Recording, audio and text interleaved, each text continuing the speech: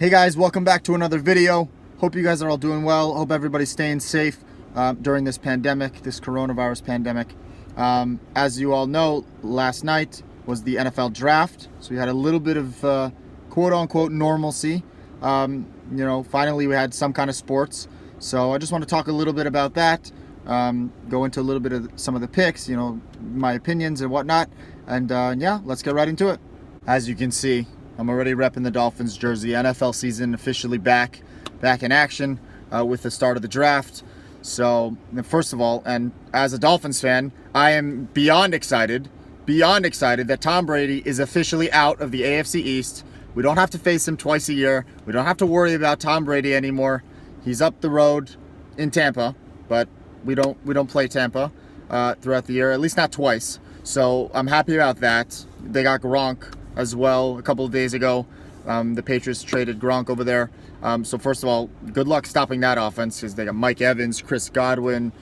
Brady finally has some weapons, and he doesn't just have one. He's got weapons all over the field. So good luck stopping them.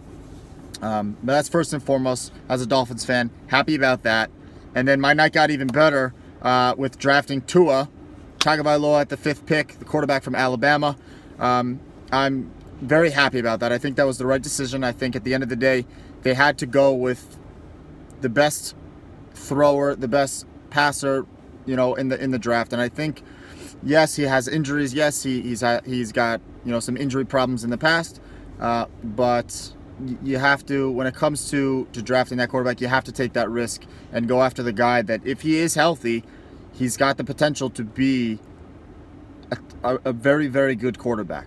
He's short, okay, he's got injuries, I understand all that, but you have to take that risk just because of how accurate he is, how good he is as a quarterback, how good he was in college with his touchdown to interception ratio, how accurate he was with passing the ball. So I think that was the smart decision. I'm very happy about it. I'm glad they did it.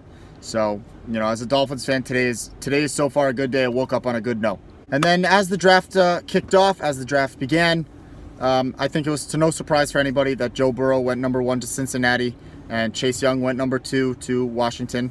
I think everybody expected at least both of those picks. I think everybody expected. For the most part, a lot of people expected Tua to go number 5 to Miami. I think I did as well, even though there were some reports, throughout the week and even on draft day that the Dolphins were not going to be taking him. I don't think that was realistic. I think whoever was reporting that, I don't know if it was realistic or not. I doubt it was. I doubt there is, anything for it. If it was coming from the Dolphins, I think it was just kind of distract teams and let them think that they're not going to do it. So, but I think all in all, they were going to draft Tua. Los Angeles Chargers drafted Justin Herbert. To no surprise, I think they were going to go quarterback no matter what, whether it be Tua or Herbert, whoever was there. Obviously, they lost Phillip Rivers, so they needed a guy. So I think that was, to no surprise. And then for the most part, teams were filling up some of their needs for the first couple of picks. And then Dolphins had the 18th pick in the first round as well. Remember, they had 3 first-round picks. So they had, right before the 18th pick, we were up to Dallas at 17. And CeeDee Lamb, the wide receiver from Oklahoma, was still available. And I would have loved to have him in Miami. He's a freakish talent. He's incredible. He put up crazy numbers in Oklahoma, and it would have been great to add to our roster with a guy like Tua throwing him the ball. I think it would have been amazing. But Dallas picked him up at 17, which to me at first I thought, holy cow, their offense is going to be incredible with, Cooper, Michael Gallup, Zeke, and now CeeDee Lamb. Their offense was going to be insane. But I thought at the same time, Dallas kind of needed some help on defense. They just lost, Byron Jones to Miami. They've had some injuries in the past, some linebackers to some other, secondary guys. So I think that was a little bit of a surprise.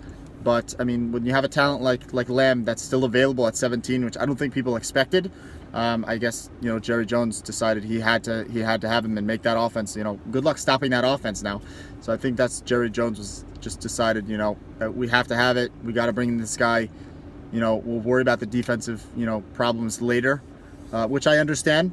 But I think it was a good decision on their part. And then obviously Miami had to then fix one of their needs, which was offensive tackle. Being that they just drafted Tua, they needed a guy to protect him, protect his blind side. So they went with Austin Jackson from USC. which was I was okay with it. There was a lot of tackles that went earlier in the first round, so they kind of went with I think the best available tackle at the time, in their opinion, who they believed was Austin Jackson from USC. So I was happy about it. I think it was a need that they needed, so it made sense to me. As the draft kind of started coming to a close, there really wasn't a whole lot of surprises, I should say. There wasn't a whole lot of. There was a couple of trades, and then you came up to the Dolphins' 26th pick. In the first round, they traded with Green Bay, who had the 30th pick. So Green Bay moved up to 26 and took Jordan Love, the quarterback, which I think a lot of people thought was I think that was a surprise to a lot of people, because they needed some help at the wide receiver position to give Aaron Rodgers some weapons to throw the ball to, other than Devontae Adams. I think a lot of people expected them to go maybe receiver, maybe help out with some defense, O-line, something like that. But they ended up going quarterback, which, as people remember, it's kind of how it went with when they had Brett Favre. They drafted Aaron Rodgers and let Aaron Rodgers kind of learn a little bit. So some people think that that's where they're going with it, as kind of like they get their guy now, give him some time to learn. So that was, I think, a little bit of an interesting pick for a lot of people that nobody saw coming. I don't think anybody expected that, especially to trade up from 30 to go down to 26. I don't think Jordan Love was going to be taken between 26 and 30. So I guess Green Bay just really, really wanted that guy, so they jumped at the opportunity. So then the Dolphins had the 30th pick, and a surprise to some people as well, they ended up picking a cornerback from Auburn. I can't pronounce his name. His name is Noah Igbohini. I'm going to learn his name, but it was a tough one to pronounce for the last couple of hours, so I'm going to practice it. I'm going to learn it. I'm going to get better.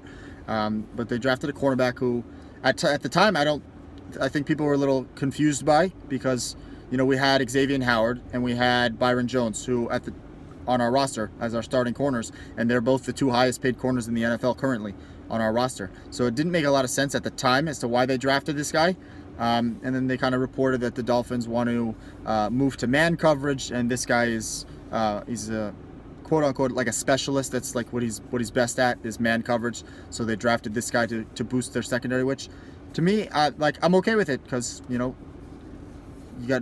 are going to want to throw the ball, and if you got three solid corners in coverage, following around these receivers, it should make it a little hard for teams to connect and find their guys opens. And this guy, apparently, in the entire career at Alabama, he gave up 3 touchdowns, and I believe it said 3 touchdowns in 900 snaps or something like that. He had only given up like three touchdowns over the course of like 900 snaps. So I'm okay with it. I think it's okay with me, especially since, to everyone's surprise, there was no running backs taken within the first 31 picks in the draft. Pick 32, the Kansas City Chiefs drafted the running back from LSU, Elise. I forget his name. Elise Collier, something. I forget his name, but the running back from LSU, they drafted him at 32, which I think was a surprise to some people, because he wasn't one of the top 3 running backs. There's still DeAndre Swift, Jonathan Taylor, J.K. Dobbins. But I think it was a smart decision by Kansas City, because they're not a run-heavy team. Obviously they have Patrick Mahomes. They throw the ball a lot, and I think this guy fits their offense. I've seen some LSU games before. I've seen some of his highlights and whatnot. So I think he fits their offense a little bit more. So to me, the pick kind of made sense. But second round, there's still the Dolphins still have options at safety. They got obviously some options at running back, and they got a ton of draft picks left over. So they obviously can make some trades to make something happen, to move up if they need to add an extra pick if they need to. So we'll see how it goes. Thanks guys for tuning in to my little recap, my thoughts on the first round of last night's first ever virtual NFL draft. I think it was a success all around for the league, for fans. I think people enjoyed it. We even got a chance to boo Roger Goodell, so that was fun. I think it was great. The Dolphins, I think they did pretty good. I think they did good, all things considered. They got some of the needs that they needed. They fixed some issues, and they're building their roster. They got a lot of draft picks for the next couple of rounds, so we'll see how things go. with them. We'll see how things go with the rest of the league. So I'm looking forward to seeing how all that pans out. Thanks, guys. Make sure you like, make sure you subscribe. Let me know what you guys think about the draft. Let me know what you guys think, what your team, what you want your team to go for, what your team's needs are. Let me know down below. All right, guys. Peace.